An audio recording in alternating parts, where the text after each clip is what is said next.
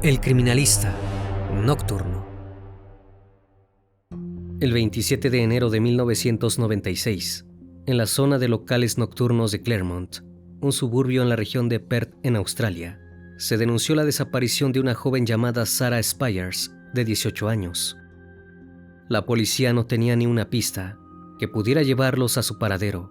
El tiempo pasó y en junio ocurrió la desaparición de Jane Rimmer, de 23 años, en la misma zona. La población comenzaba a preocuparse. De repente el tranquilo suburbio se había convertido en un lugar inseguro para las jóvenes estudiantes que salían de fiesta por las noches.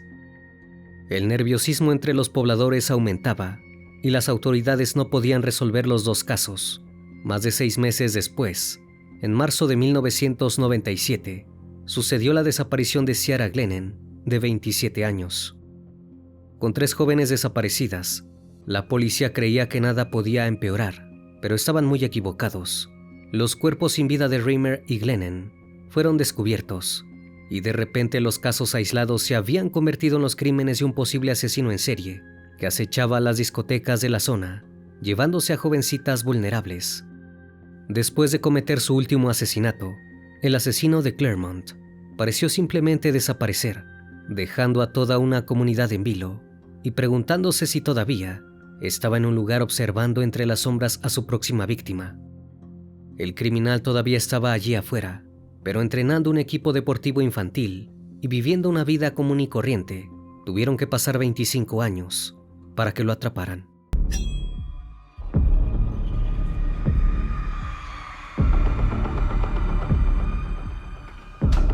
El criminalista nocturno.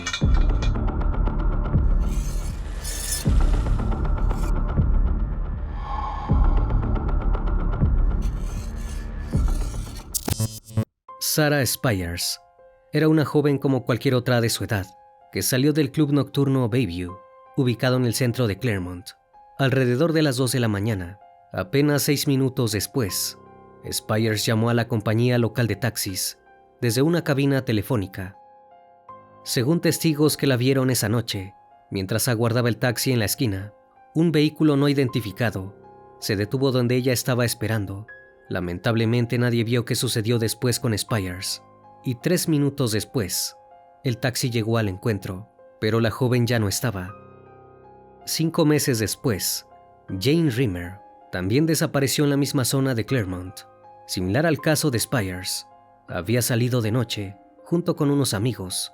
Primero, el grupo se encontró en el Hotel Ocean Beach y después se marcharon al Hotel Continental y finalmente al Club Bayview, mismo lugar que había visitado la primera desaparecida. Pero los jóvenes no llegaron a entrar. Al observar la larga fila afuera del club, los amigos de Jane decidieron tomar un taxi de vuelta a casa, pero ella optó por quedarse. Cuando sus amigos se despidieron de Jane, no sabían que ese sería el último saludo de sus vidas. Jane fue vista por última vez en imágenes de cámaras de seguridad, esperando fuera del Hotel Continental, a las 12:04 de la madrugada. Posteriormente, no volvió a tenerse noticia de ella. Más de un mes después de su desaparición, una familia que recogía flores silvestres en un bosque, a 1 hora de Claremont, estaba por descubrir algo horroroso y que marcaría sus vidas para siempre. Entre la vegetación, encontraron el cuerpo de Jane Rimmer. La policía comenzaba a sospechar que los casos estaban relacionados y que temían que volviera a atacar frente a sus narices. Fue así como 9 meses después, Ciara Glennon, de 27 años, al igual que las anteriores chicas, se encontraba de fiesta por la zona del Hotel Continental cuando decidió regresar a casa, pero Ciara nunca llegó a su destino. Un monstruo se había cruzado en su camino, haciéndola desaparecer.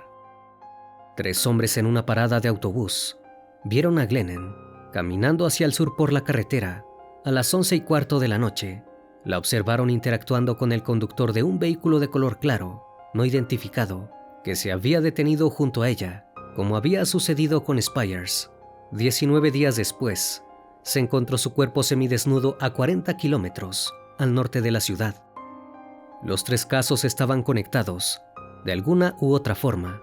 Algo estaba claro: el criminal buscaba chicas jóvenes que se encontraban solas en la oscuridad de la noche, donde ejecutaba sus depravados actos.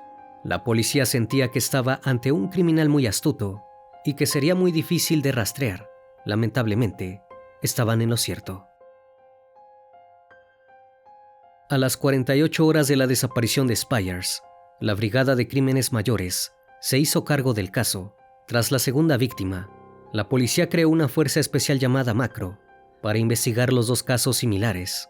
Con el tercer caso, la policía confirmó que estaban buscando a un asesino en serie. Desesperados por encontrar alguna pista que los llevara al perverso criminal, el gobierno ofreció una recompensa de $250,000 australianos para cualquiera que diera información sobre el sujeto. Esta fue la suma más grande jamás ofrecida por el Estado hasta ese momento. La sospecha inicial se centró en los vehículos no identificados, vistos en 2 de los 3 delitos, y en un hombre no identificado visto en una cámara de vigilancia. La sospecha del posible asesino se centró en los taxistas, dado que las mujeres fueron vistas por última vez en circunstancias en las que podían usar estos vehículos. Esto incluyó a un chofer que afirmó haber transportado a Spires la noche anterior a su desaparición. Con esta hipótesis, los investigadores realizaron un análisis masivo de huellas dactilares y pruebas de ADN en los miles de taxistas de la zona y alrededores. Con esta evidencia, revelaron que muchos conductores trabajaban sin licencia y unos 78 conductores tenían antecedentes penales significativos, por lo que les retiraron las licencias, pero no encontraron ninguna pista del caso. En diciembre de 2015, se revelaron que las fibras tomadas del cuerpo de Reimer fueron identificadas como provenientes de un vehículo, Holden Commodore Bayes. La policía creía que el misterioso criminal utilizó su vehículo de trabajo, donde llevó a ambas mujeres a áreas remotas en los alrededores de la ciudad, donde abusó íntimamente de ellas y las apuñaló repetidamente en el cuello y en la parte superior del cuerpo, para luego cubrir sus crímenes con ramas arrancadas de árboles cercenados. Ambos cuerpos no fueron descubiertos hasta semanas después y solo fueron encontrados por transeúntes por pura casualidad. Lamentablemente, el paso del tiempo destruyó indicios vitales que podrían haber dado con el asesino. El equipo de Macro tenía más de 100 miembros trabajando incansablemente en los casos. Una de las tácticas utilizadas fueron los interrogatorios a los sospechosos, que incluían preguntas de confrontación, como ¿eres el asesino? Otra táctica fue el uso de un detector de mentiras importado del extranjero. A las damas de compañía se les preguntó si alguno de sus clientes tenía signos de comportamiento inusual, pero nada parecía dar resultados y comenzaron a tomar medidas desesperadas. Uno de los oficiales aceptó la oferta de David Burney, un reconocido asesino en serie australiano, que se ofreció para ayudar en la investigación, pero ni siquiera con esta mente criminal de su lado lograron avanzar en el caso. El equipo Macro sentía que estaba en un callejón sin salida. Solo tenían el dato de que el sospechoso era probablemente un hombre blanco, soltero, de entre 25 y 35 años, que tenía una residencia en el área, que parecía confiable, era organizado, social y probablemente bien educado. Aunque la descripción del posible criminal pudo ayudar a reducir la cantidad de sospechosos, no estaba dando sus frutos. En abril de 1998, un funcionario público llamado Lance Williams fue identificado por la policía como el principal sospechoso, después de que su comportamiento atrajera la atención, pues solía conducir cerca de la medianoche por la zona de Claremont. El hombre fue sometido a un alto nivel de vigilancia y presión policial durante varios años, pero en todas las ocasiones mantuvo su inocencia. Después de entrevistarlo 6 veces, la policía declaró en 2008 que ya no era una persona de interés. También se investigó si el asesino Bradley Murdoch pudo haber estado involucrado, pero estuvo cumpliendo una pena de prisión desde noviembre de 1995 hasta febrero de 1997. En octubre de 2006, también se anunció que el asesino en serie Mark Dixie era el principal sospechoso de los asesinatos y se le solicitaron muestras de ADN. Sin embargo, fue descartado de la investigación. Sin haber podido avanzar ni un casillero en la búsqueda del culpable, finalmente el grupo Macro se disolvió en septiembre de 2005 y la investigación del caso se trasladó al Escuadrón de Delitos Especiales con la esperanza de que finalmente dieran con el asesino en serie. Una agotadora e incansable investigación llevaría a descubrir su identidad de la manera menos esperada. La pesquisa comenzó a dar frutos, recién en el año 2016, cuando un kimono que había sido guardado como evidencia de un crimen de Huntingdale, a 30 kilómetros de Claremont, fue probado por un equipo de científicos forenses altamente especializados de Reino Unido, como parte de una revisión de casos sin resolver locales. Los investigadores no lo podían creer.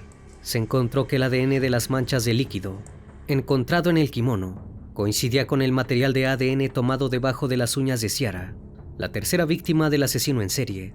La prenda guardada durante años resultó ser una pieza vital que ayudó a la policía a desenmascarar al asesino. Una vez que supieron que los dos ataques estaban relacionados, había que averiguar de quién era realmente el ADN. Gracias a la base de datos de criminales del país, se descubrió que coincidía con Bradley Robert Edwards, quien tenía sus huellas y ADN registrados por un ataque a una trabajadora de un hospital en 1990. La policía comenzó a seguir de cerca la rutina de Edwards, hasta que el sospechoso dejó la evidencia servida a los investigadores cuando tiró a la basura una botella de Sprite en una zona pública mientras estaba en el cine con su hijastra. Cuando se comparó el ADN con las otras muestras, se descubrió que coincidía casi al 100%. Finalmente habían encontrado a su asesino en serie, luego de más de 2 décadas. A finales de 2016, era un caluroso día de diciembre, 3 días antes de Navidad, cuando un equipo de oficiales del Grupo de Respuesta Táctica rodeó una casa humilde en el suburbio semi-industrial de Kindle en Perth, poco después de las 7 de la mañana. Al principio, los periodistas especularon que podría tratarse de una gran redada antidroga debido a la cantidad de vehículos policiales que habían surcado el área, incluida una gran camioneta de comando policial estacionada enfrente de la vivienda. Luego llegó la noticia que ninguno de los vecinos esperaba. La redada estaba relacionada con la unidad especial creada para investigar los asesinatos en serie de Claremont. Nadie podía creer que su vecino y padre de familia fuera el criminal más buscado del país. El 22 de diciembre de 2016, Bradley Robert Edwards, de 48 años, fue arrestado en su casa. La policía allanó el lugar donde se encontraron, escondidas entre el garage, las siniestras e inquietantes pruebas de una mente retorcida que superaba cualquier perversión imaginable.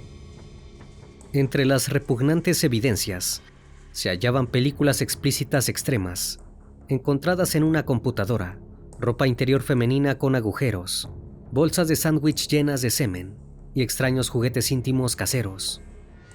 Descubrieron además en su computadora historias en primera persona sobre mujeres secuestradas y agredidas íntimamente, y relatos de ficción violenta contra mujeres secuestradas y abusadas que tenían sorprendentes similitudes con sus delitos.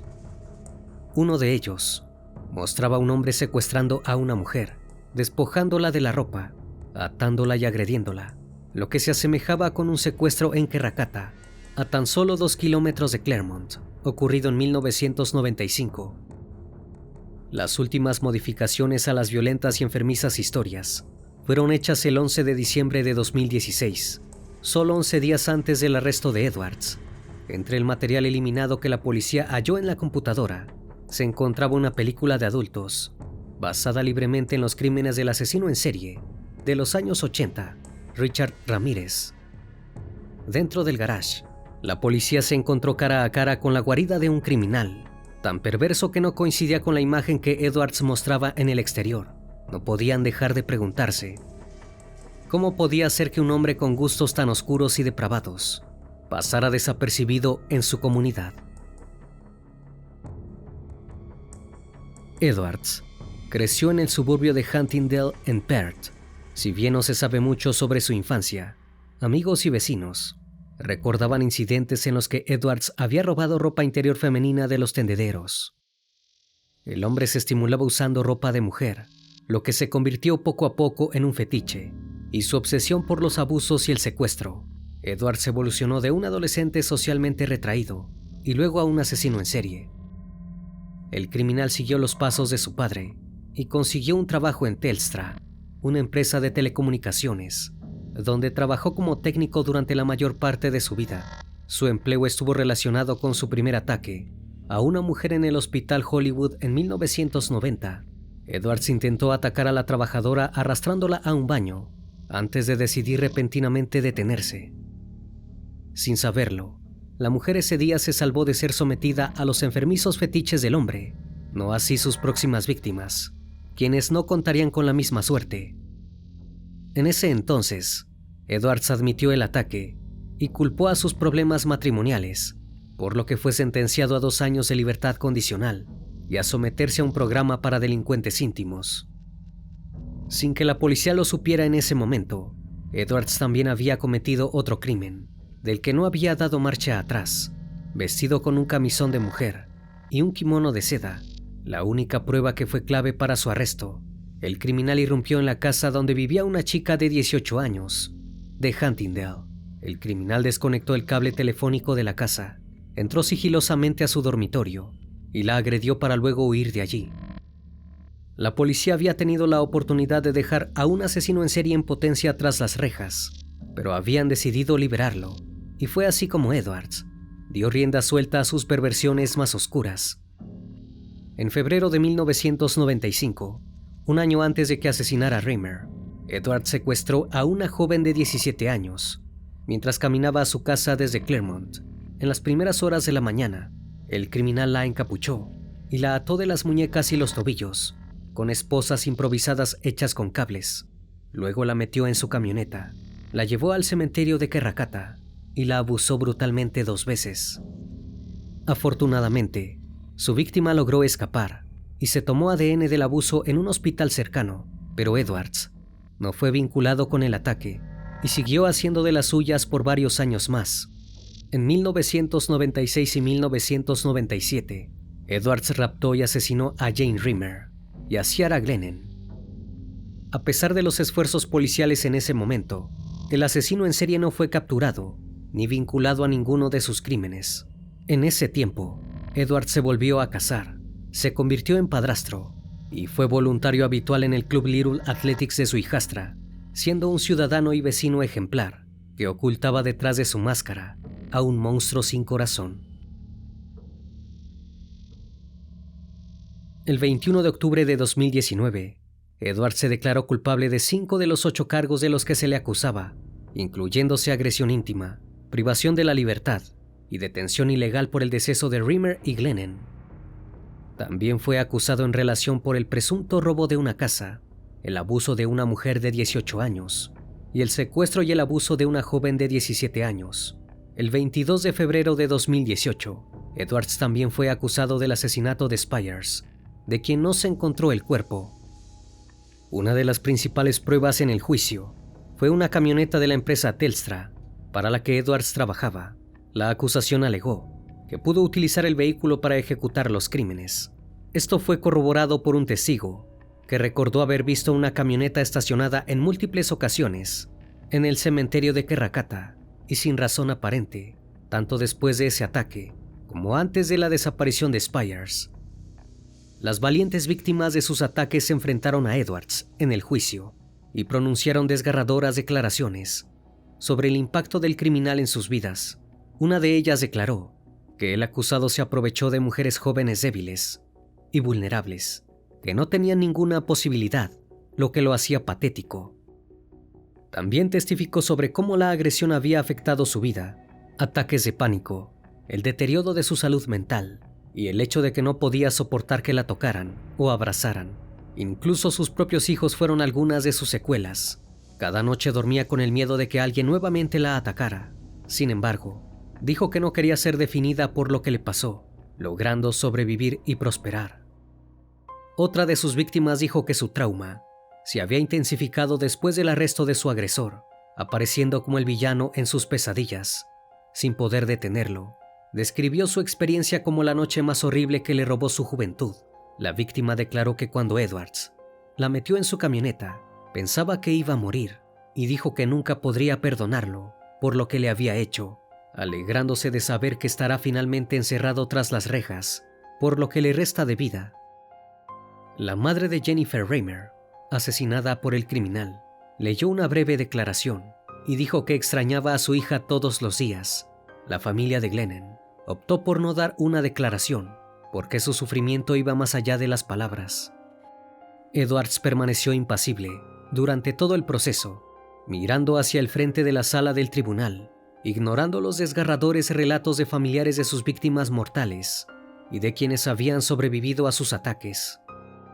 La fiscal del caso argumentó que Edwards nunca debería ser liberado de prisión, porque su perversión había carcomido el sentido de seguridad de la comunidad. Para ella el caso era tan grave, tan raro, tan excepcional, que la sentencia máxima disponible era la apropiada. Edwards optó por no declarar durante su juicio y se negó a participar en un informe psiquiátrico. El juez dijo que su rechazo a la prueba le daba una postura de negación con respecto a los asesinatos. Dijo que la conducta de Edwards en el tribunal y en la entrevista policial después de su arresto demostró que era una persona estoica y controlada, que mantuvo una conducta tranquila y sin emociones durante todo el juicio. El asesino en serie se mostró inteligente en la entrevista y negó las acusaciones en su contra, que luego se descubrieron como ciertas, lo que ayudó a explicar y a entender cómo pudo llevar una vida común y corriente mientras que cometía crímenes tan atroces. El juez describió a Edwards como un depredador peligroso que había buscado mujeres jóvenes vulnerables y las había atacado para su propia gratificación. Tras algo más de un año de juicio, postergado por la pandemia del coronavirus, el 23 de diciembre de 2020, Bradley Robert Edwards fue sentenciado a cadena perpetua con posibilidad de libertad condicional. Después de 40 años de condena, el hombre de 52 años fue declarado culpable de secuestrar y asesinar a Jane Rimmer y a Ciara Glennon, pero fue absuelto del asesinato de Sarah Spiers por falta de pruebas. Pese a ello, el juez dijo que era muy probable que él fuera el asesino de la joven. Su sentencia marcó el final de un juicio penal de 7 meses, considerado el más largo y costoso jamás realizado en el estado, que abarcó cientos de testigos, miles de pruebas y un piso entero de las fiscalías. Edwards, que aterrorizó los suburbios de Perth durante casi una década, no mostró ninguna emoción después de recibir su sentencia, la cual fue acogida con aplausos y gritos de la tribuna, que incluía a familiares de sus víctimas, quienes finalmente habían conseguido la merecida justicia poniendo fin a uno de los capítulos más oscuros de la historia del país. La policía nunca dejará de intentar resolver el asesinato de Spiers y continuará interrogando a Edwards al respecto hasta que admita ser el asesino de la joven y así poder dar con el paradero de su cuerpo de una vez por todas. Su familia espera algún día poder despedir correctamente a la joven.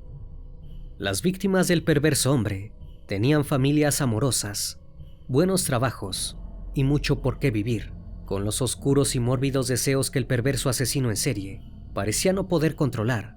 Les robó sus vidas, sus esperanzas y sus sueños.